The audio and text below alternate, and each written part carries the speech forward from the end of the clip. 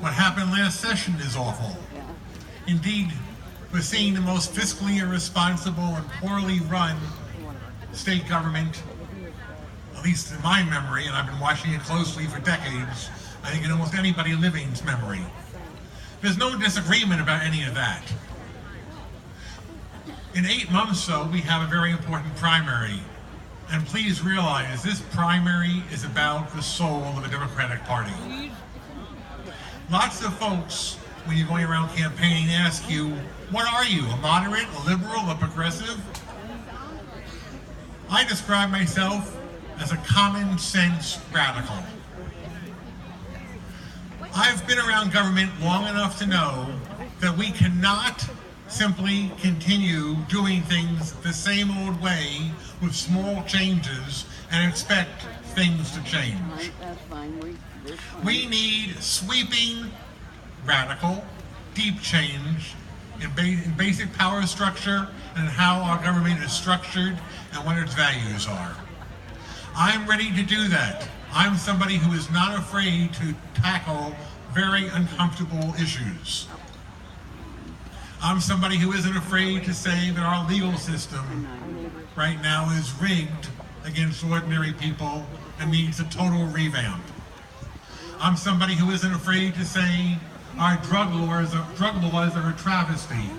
You know that African Americans are 8 times, not 8%, 8 times more likely in Iowa to be arrested for marijuana? We need massive change in our drug laws, starting with legalizing cannabis and making that money available for mental health and opioid treatment. As you can tell, I'm not afraid to touch sensitive issues, dangerous issues in some ways from a political sense. We need a candidate who is willing to do that, because that is how we get people who typically don't vote in midterm elections to the polls. In 2014, last midterm election, 58% of the people who were registered voted. That's a huge number of untapped votes that we can get if we excite people with new, bold ideas. I'm someone who will go out and talk about how we need to raise taxes on the rich and lower them on low and moderate income people. I'm not afraid to tackle hard things like climate change and say every single policy, every single aspect of our government operations needs to be overhauled to make sure we minimize our carbon footprint. We have to try bold ideas. That's how we convince people that we are not simply another politician in bed with the corporate interests, how we are not simply more interested in money and making sure we get good campaign contributions. As I said, you have 8 months to decide who to support. We have lots of passionate people, some great sign wars today, lots of fun to watch. I ask you all to carefully consider us all during the next 8 months, kick our tires, ask us tough questions, and in the end, I hope you'll consider voting for me in June, John Niederbach, for governor. Thank you very much. Please welcome gubernatorial candidate Kathy Glosson.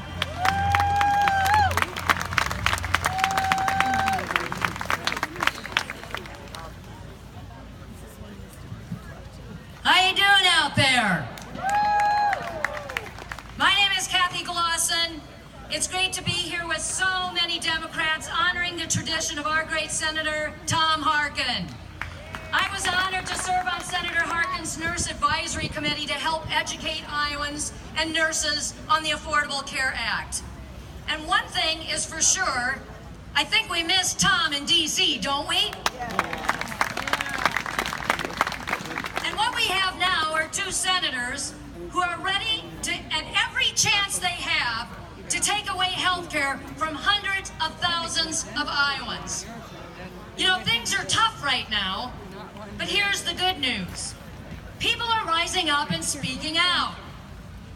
People are leading, and they know exactly what they want, and they're ready to demand it.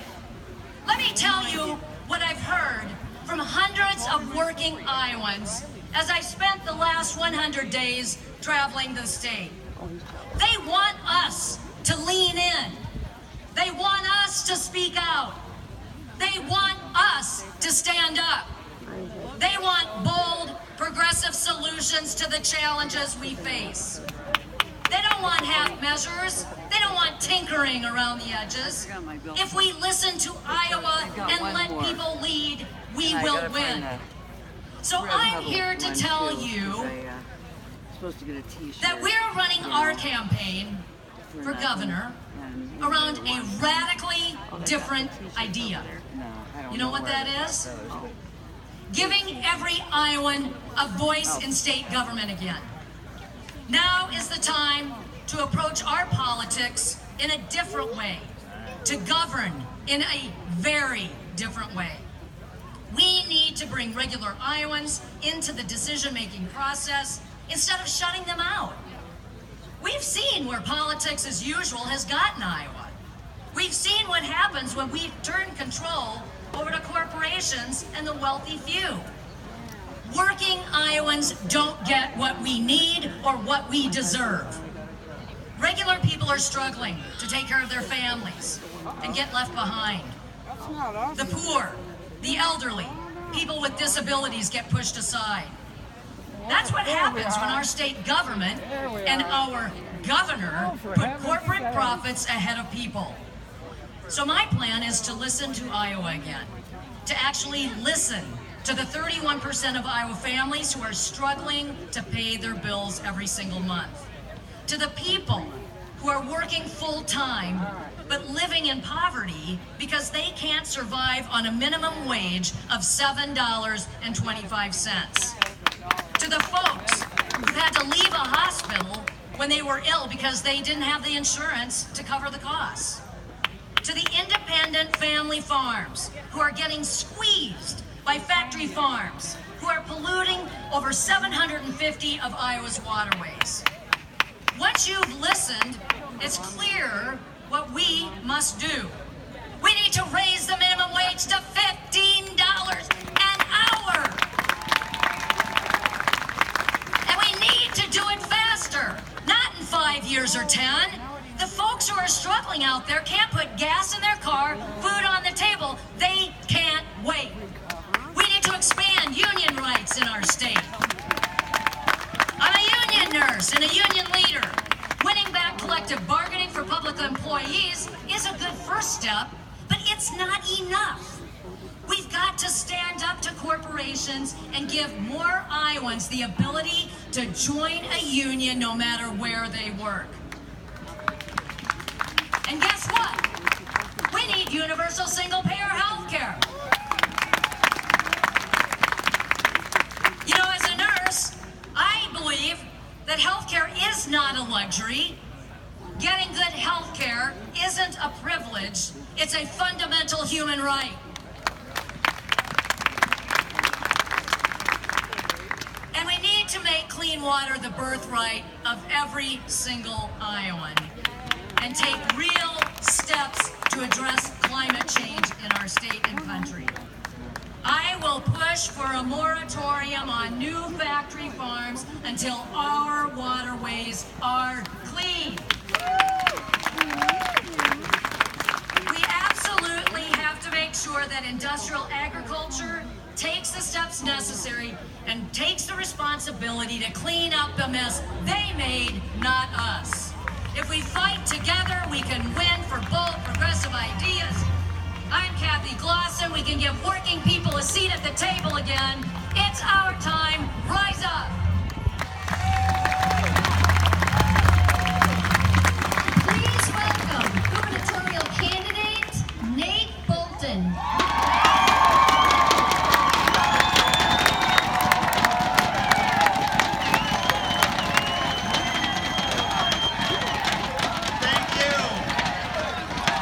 Thank you.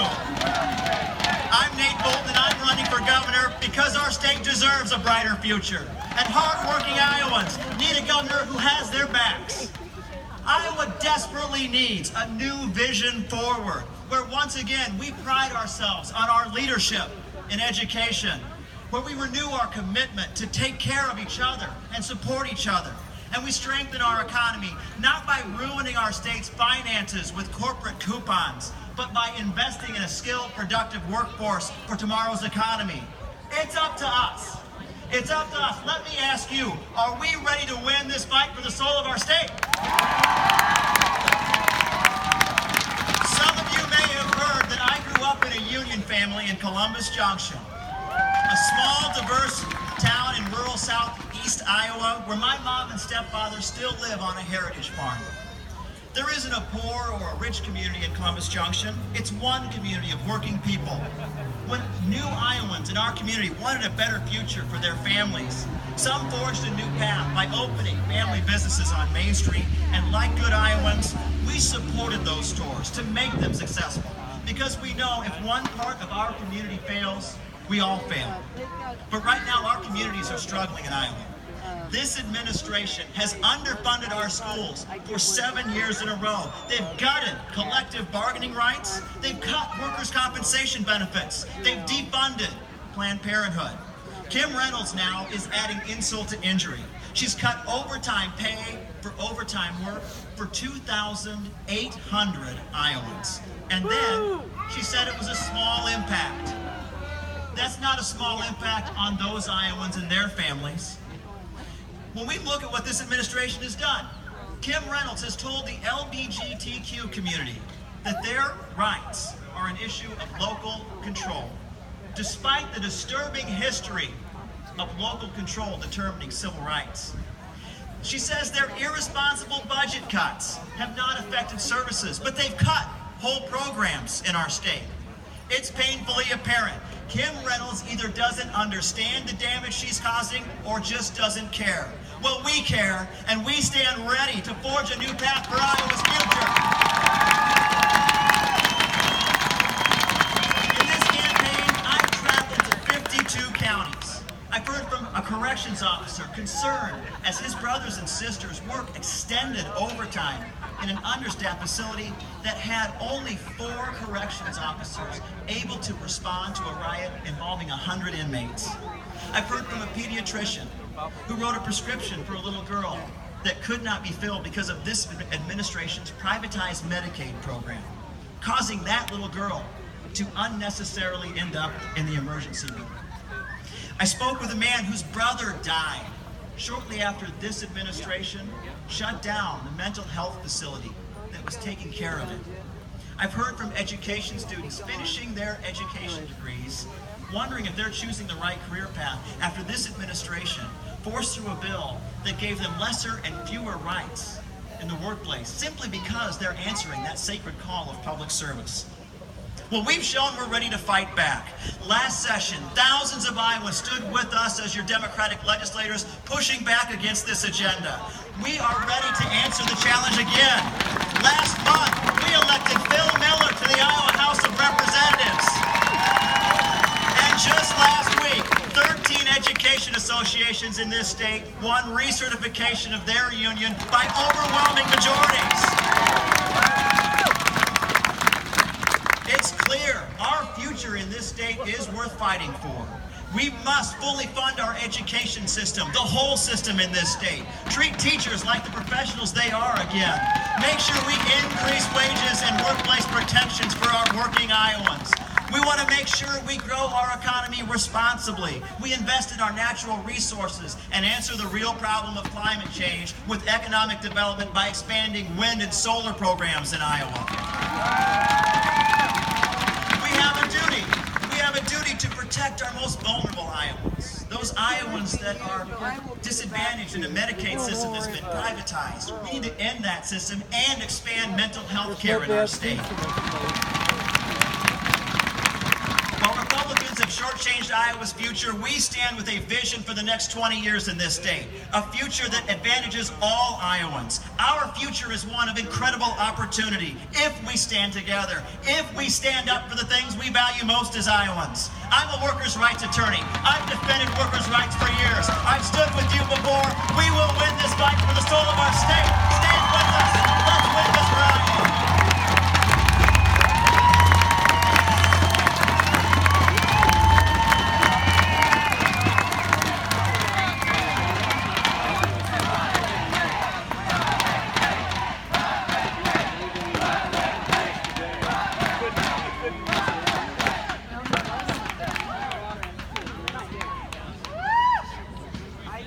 Please welcome gubernatorial candidate Fred Hubble.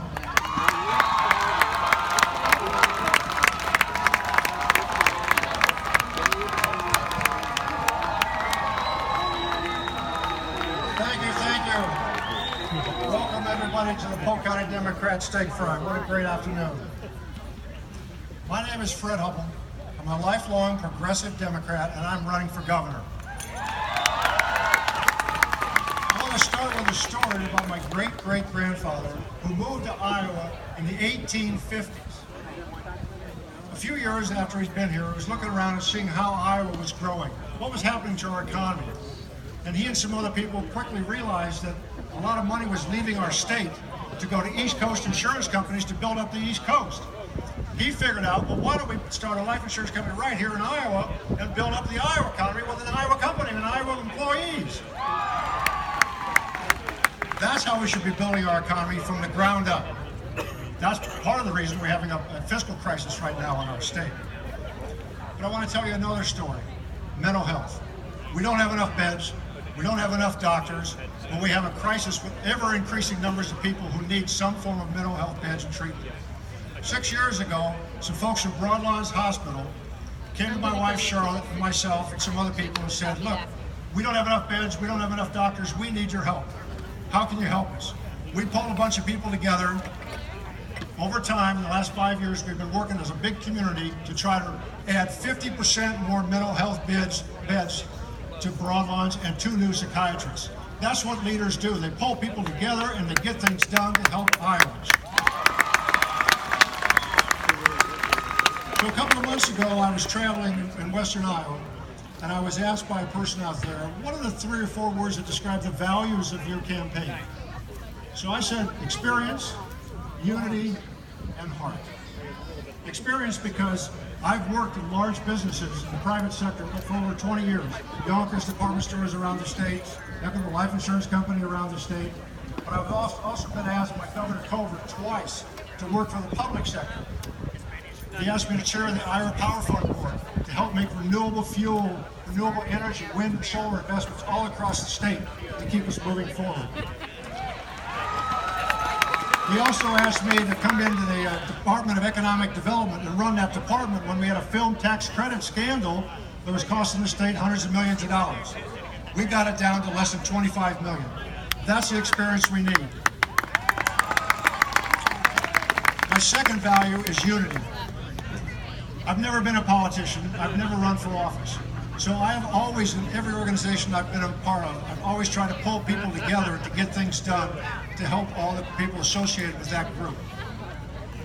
I'm not going to sacrifice my core progressive values, but I want to bring Iowans together to get things done.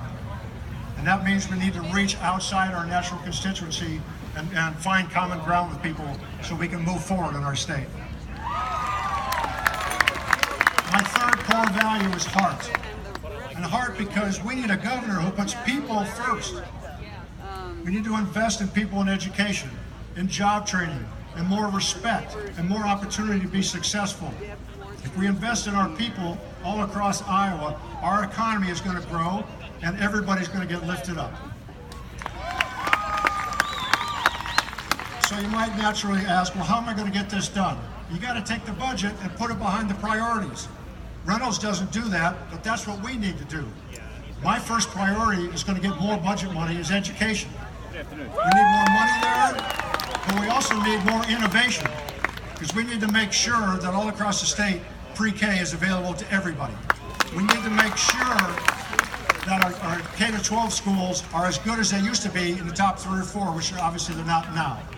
We need to make sure that students who want to go to our colleges, whatever age they are, whatever college they want to go to, can go and be able to afford a college degree without a 40% increase in tuition. We need to make sure that in our high schools and our community colleges, we are supporting and encouraging and funding job training leading to certifications and apprenticeships all over the state to fill those jobs that are available right now. My second core objective is healthcare. Every Iowan deserves access to good, quality, affordable healthcare, and that includes women. So that means we need to undo the privatization. We need to restore funding for Planned Parenthood all across the state. We need more beds for mental health. We need more doctors for mental health, so we have a continuum of care all across our state, including rural Iowa. And we need to make sure that we invest on a unified basis to make sure that we're addressing our environment, which means good quality water and topsoil. So if you want a governor who's going to raise incomes, if you want a governor who's got the experience, if you want a governor who's going to lead by unification and with his heart, please sign up. We got a wonderful grassroots campaign all over Iowa. We're going to raise incomes and get Iowa growing again. Thank you very much.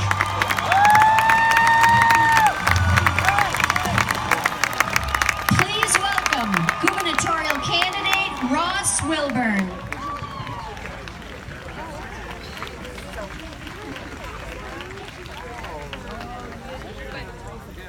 Good afternoon, Iowans. Good afternoon. So my name is Ross Wilburn, and I live in Ames. I'm going to tell you briefly about myself. I work for Iowa State Extension and Outreach, so I work with staff all around the state in community economic development and helping folks understand how to work with folks who are different from you culturally.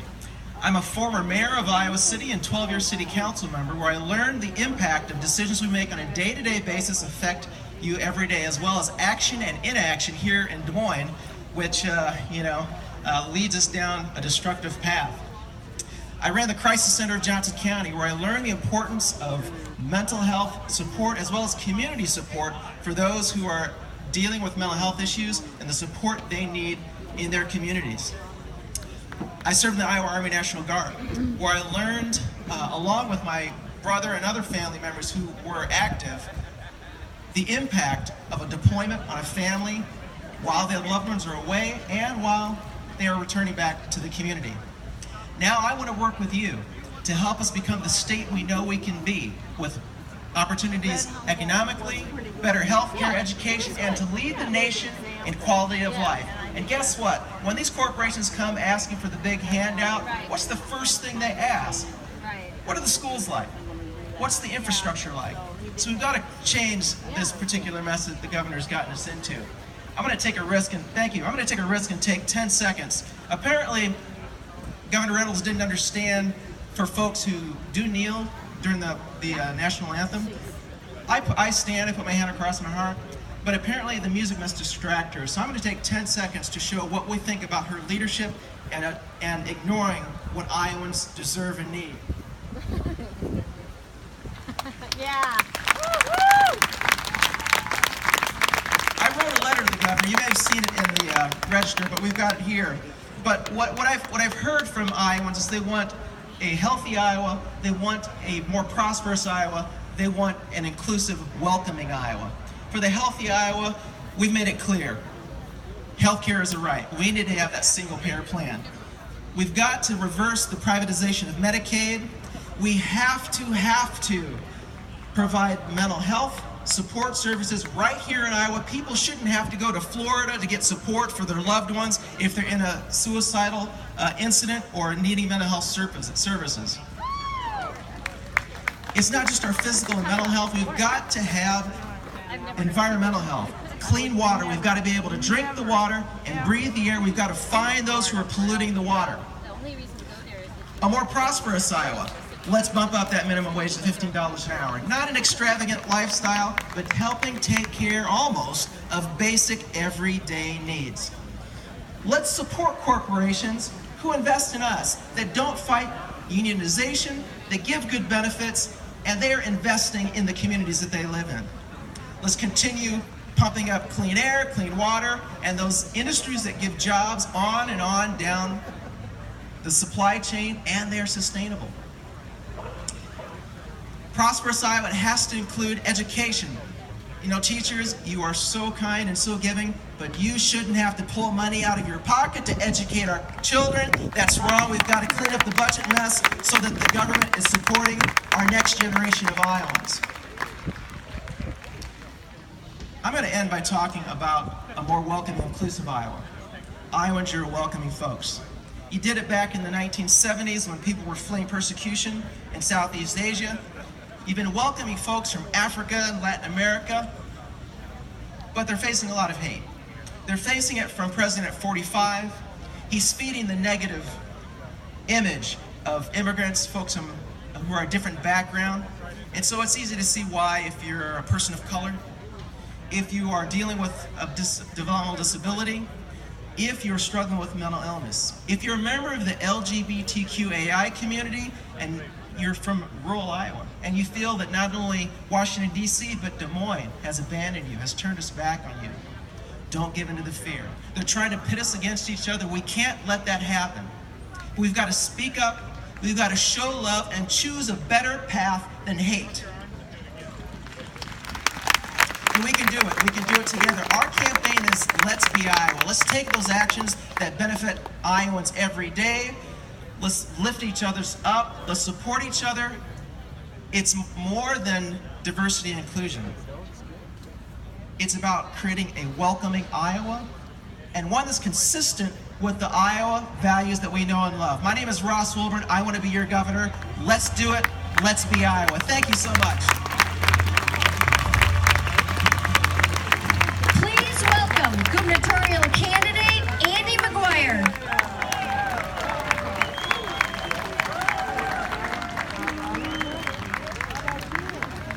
Well, first we had a little incident, so I want everyone to keep Kathleen in their prayers. Will you do that for me?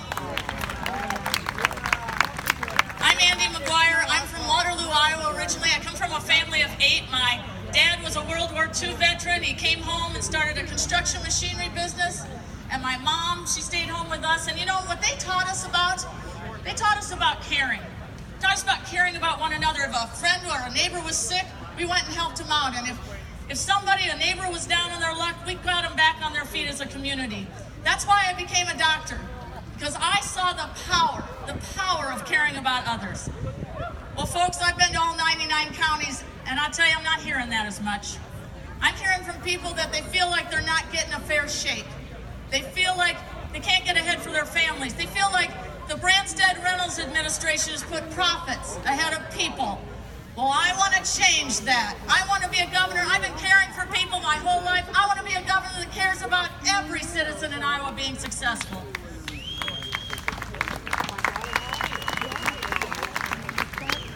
I've heard a lot about health care. And as a doctor, I have to tell you one thing. Health care is a right, not a privilege. You agree with me? Yeah. You know, I've been talking to some of the people in this Medicaid mess, some 600,000 of our most vulnerable citizens, and they're having trouble getting access to health care. I talked to a mom, she has a child with disabilities, and she has to drive an hour and a half to get her child health care. We've got to fix that, and I will tell you, as your governor, I will make sure that every Iowan has access to health care. I've been talking to some of the people who are struggling with mental illness and substance abuse and addiction. You know, we're 50th in mental health beds, 47th in providers, and honestly, we've turned our law enforcement officers into our first-line mental health providers.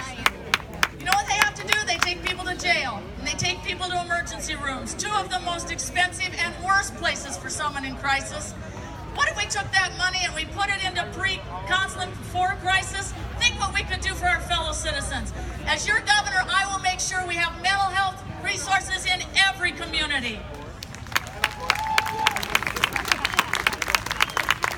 And I've talked to some of the 15,000 women who no longer have their Planned Parenthood clinics. They're worried about where they're going to get their cancer treatment, their cancer prevention, where they're going to get their family planning. She didn't talk about it. You know, folks, as a doctor, as a woman, as a mother of 5 daughters, I will put back the funding for Planned Parenthood the very first day I'm in office.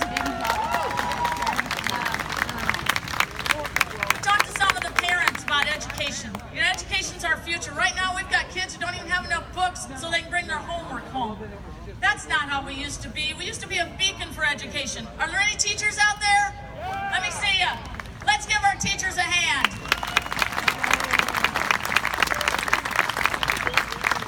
The Branstad-Reynolds administration has been underfunding education for the last 7 years. This is our future, folks. We used to be so good. We can be good again.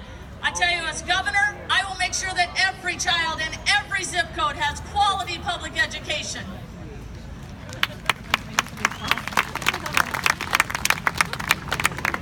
You know, talk to some of the people struggling. They're working 2 and 3 jobs for minimum wage. You know what our minimum wage is? $7.25 an hour. It has been since 2008, almost a decade. I think hardworking Iowans need a raise. How about you? Let's support $15 an hour minimum wage. And I've talked to some of the people who've been just plain attacked, our hardworking Iowans, by this collective bargaining stripping. We need to put back our collective bargaining rights for our teachers and our public service unions. Do you agree with me? I have 7 kids and 1 grandchild. And that's why I'm doing this. Because I want them to be successful and be able to live in Iowa. I want you and your grandkids and your kids to be successful in Iowa. I want them to have an Iowa where they don't worry about access to health care. I want them to have an Iowa where we're a beacon for education, where people move here for our public education. And I want them to have an Iowa where we have good paying jobs in every corner of the state with good benefits. That's the Iowa I see. That's the governor I want to be. We can do this together, folks. Please join me, McGuireforGovernor.com. Thank you so much. Please welcome gubernatorial candidate John Norris.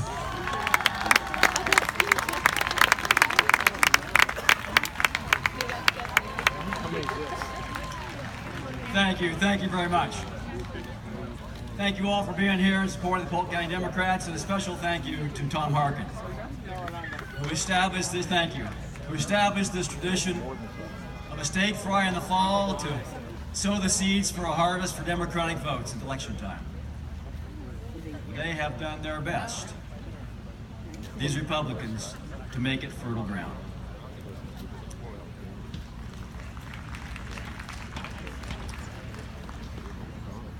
Donald Trump and Kim Reynolds do not share, don't even recognize Iowa values. They are about empowering greed. We have always been about empowering people. After 40 years, they're preaching, still preaching, trickle-down economics. It didn't work for Ronald Reagan, it's still not working today. We're about empowering people. We are about not trickle down. We've always been about the ladder up. That's what we're about as Democrats. They wrap themselves in that flag so tight from head to toe they can't see injustice. We have always been a party about fighting for justice and fighting for freedom for all people. And it is time that we reclaim our democracy and our government as a government that fights for people. This election is about contesting for power. Contesting for power against the wealthy special interests and corporate lobbyists that control our government today. This fight is real, folks, for the future of our state and our country. You know what Donald Trump's doing today? He's playing golf. He's playing golf, discussing with his corporate buddies how to reduce their taxes. Our own governor flies around in a corporate jet with some casino investment dude, talking about a special sweetheart deal for him. It's time we had a governor who looked out for the sweetheart deals for our children, for our elderly, for our poor, for our farmers, for our workers. That's our special interest, and we need a governor who fights for our special interests, not the special interests of the privileged few. We need a governor who's about the hopes and dreams of all Iowans. That's why when President Trump announced the ending of DACA, I was at that candlelight vigil with our dreamers. Governor Reynolds was not there. She was absent. She was silent. We need a governor who steps up to help the dreams of all people. That's why I marched with Cesar Chavez for environmental justice in California. That's why I marched with Paul Wellstone for worker justice against the WTO at the battle in Seattle. That's why I worked with Tom Harkin to pass the ADA and provide hope to millions of Americans with disabilities. That's why I fought with Jesse Jackson for economic justice for farmers and economic justice for all people in our society who are crushed down by the wealthy few that depend upon a government that sticks up for them. And that's why I worked shoulder to shoulder with Tom Vilsack as his chief of staff to fix the first Branstad mess. I know a little bit about fixing the next Branstad and Reynolds mess. We'll get this balanced.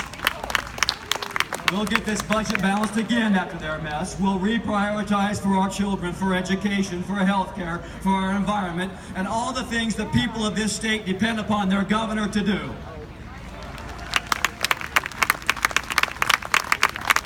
This is a fight for the heart and soul, not just of our party, but of our state.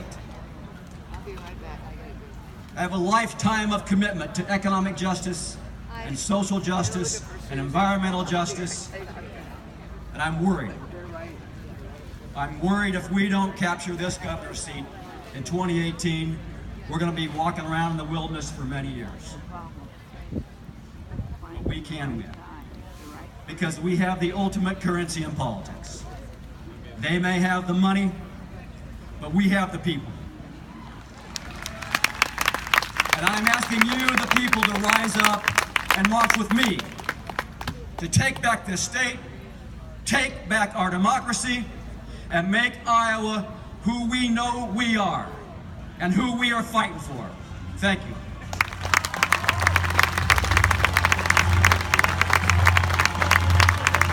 Please welcome Polk County Democrats Events Committee Co-Chair Lindsey Paulson.